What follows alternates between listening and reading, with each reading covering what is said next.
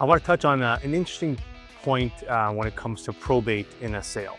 We recently did a deal and it was an estate sale, and the seller was still in the probate phase.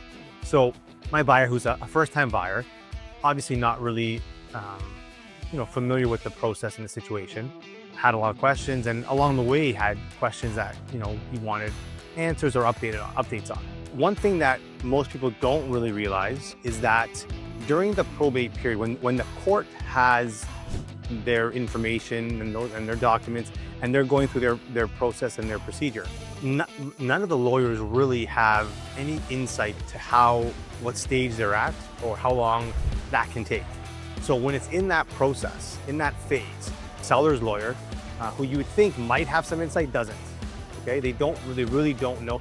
We can find out when it was initiated, which can kind of give you a guideline into how long it could take. In the city of Toronto, right now, I believe it's taking about 6 months. Outside of the city of Toronto, it takes about 3 months.